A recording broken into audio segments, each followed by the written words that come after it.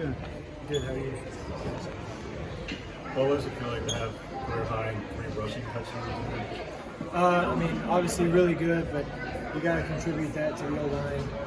Really from the start of the game, they were able to lock them up, get a hat on a hat, and just make a lot of running lanes for the backs and myself. And we just did a really good job of taking what they gave us. Obviously, they were playing kind of softer on the perimeter, so it was hard to throw it, but we had good running lanes, and that's what we decided to do. And then when we got close there, we were able to punch it in. Do you feel like this was your best all-around game of your career? I mean, by touchdowns, it certainly is, but that's not the only measure. Do you feel like it was? And how so? It's obviously up there. I feel confident about that, but I think that I've had a few games like that just where I've been versatile. But it goes back. I couldn't have done any of it without the guys around me and the running backs. They ran hard to get us all the way down there. Our receivers did really well on the perimeter blocking, which opened up a lot of shots that we were able to connect on. So it was obviously a really good confidence game for me. It was just a great team win. There was nothing that I did that was anything special, and obviously it was all those guys doing most of the work themselves. You were trying to throw a couple blocks a few times with running backs. You obviously stuck your nose in there trying to get that first down late. How do you balance, that kind of aggressiveness with also kind of protecting yourself? It's tough. I think as a quarterback in my position, it's one of the toughest things to do because we want to be athletic, we want to use our skills, but at the same time, we know the value of not taking those unnecessary hits. And at the end of the game, obviously there was no question the game was on the line. You got to kind of do that for your team, and then it's just all about what we talk about, our DNA traits. It's about toughness. It's putting your body out there for your guys next to you, and obviously they do the same for me, so I think they'll do it for them. What were the results of the first 2 weeks? A lot of people thought you learned the most about yourselves from this game. What do you feel like you guys learned about yourselves this week? That we can compete at a high level with a really, really competitive team, and obviously it helped playing here at home. The atmosphere was awesome, and we were able to jump on them early. Our defense started out with that, and they from really that point on, after our first drive, we were in control of the game. And obviously that there at the end of the third, it was kind of got a little slow, but at the end of the day, we were still in control of the game. And when we took that last drive down the field, it took about 8 minutes off the clock. That shows a lot about our team. Well, Dan talked about wanting to establish an identity in this game. What do you think that 5-minute drive at the end of the first half did to do that? What do you think that identity is? Well, I think it shows us that our DNA traits are paying off. I think our identity is starting to show that we're a physical, hard-nosed team. And at the same time, we can get on the perimeter and we can make some plays at the skill positions as well. And I think when you look at the game film, obviously go back and look at it, but the guys playing without the ball is something that we really talked about heavily this week. And you see a lot of receivers and tight ends and even linemen finishing blocks and playing really well without the ball and getting the game. The last just 46-yard pass to Franklin, they had a backup quarterback on him on that play. Is that something you guys talked about, something you identified? No, not at all. We just knew the coverage they were going to be playing. Troy made an incredible catch. And I can't wait for him to start continuing to do that because we know the kind of skills he's got. And he's only going to continue to get better and better, more confident the more he plays. Because people forget he's still just a true sophomore, and making plays like that, and an atmosphere like that, and a game like that is huge. Last 2 games. Left out a throw like that. I know last week a lot of fans were saying, "Hey, we want more throws." You're like, "Well, fans don't always know." So how does it feel to both sides? It was great because we just took what the defense gave us. We were talking about certain shots that we could call. We knew we'd get them in some soft zone, and with motion like that, we knew we could maybe have a chance to throw it over the top.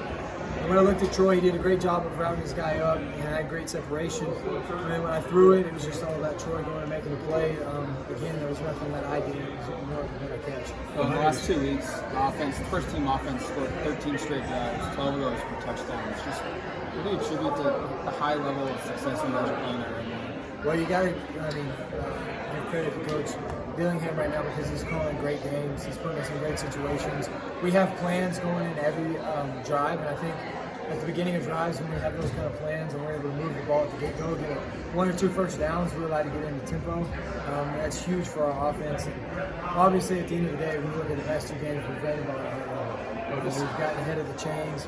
We've gotten some second and shorts, third and shorts, and we really haven't had third and longs, which in the past has killed teams in third and longs, and it's going to continue to kill teams with a big third and longs. So keeping those second and third and shorts is what's really doing the job for us.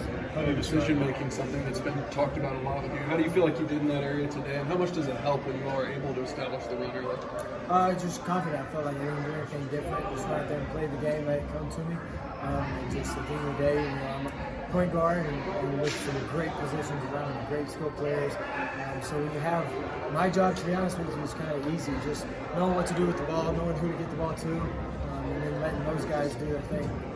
The drive at the end of it. That 13 personnel group there, particularly at the end of the first half, to be able to not just milk the clock, but rely on the formation like that, where they know what's coming. Yeah, that's at the end of the day, it's kind of like you said, they know it's coming, and it's just up to us to get it going. And you have to credit our line again, creating some running lanes. Our backs ran very physical today. The tight ends love getting on the field and knocking people around. The drive at the end of the first half, was that something you guys said, hey, we're going to get the second half kickoff, so if we go down here and score to open the second half, we're in really good shape? Was that something you guys kind of talked about, or how did it kind of just play out that way? Well, we got the ball with a little bit over like a 2-minute situation, so we knew it could potentially be either a quick score or we'd eventually get into that 2-minute and we could take some time off the clock. So at the beginning of the drive, we just got some first downs and we're moving like a normal offense, and then at the end, we got into kind of a slower mode where we wanted to run the ball, take some clock, because we were running the ball effectively. We didn't want to give the ball back to them, and so we line up like that and run the ball. I believe on that drive we had a good fourth down conversion. So it's all about just moving the chains and getting in third and fourth down and manageable, and that's what we did a great job of today. After that first game, there was a lot of pressure on you. So how have you handled that, and how are you fitting in your identity as a W? Well, one of my past coaches told me pressure is a privilege, and so I've really taken that to heart. And there's nothing more true in my opinion. When you have a lot of pressure, it means that people believe in you, people believe you can do it, or there wouldn't be pressure at all, because there wouldn't be a doubt. So I'm just confident in my team, I'm confident in what they do, and really I just got to go out there and do my job, because the other guys, the other 10 guys are doing theirs, and so it's all about doing your 111. And then, we're just having a lot of fun right now. There's no doubt about it. We're enjoying, our teammates, we're enjoying being around. I think you can tell that after each touchdown. We spend a lot of time on the field celebrating. We're always having to get in trouble with getting off. How do you describe an offense that's capable of both 50-yard passes with 6 20-yard passes, and also to milk the clock and run the 13 personnel and 6 line? You're a really challenging offense. You're really presenting a lot of trouble for a defense when you do that. And obviously we've seen in the past how what we do on offense is kind of challenging the defense, and they have a hard time adjusting to it, because we can go from any kind of set to a big set to a small set. We can do really anything. We're very versatile.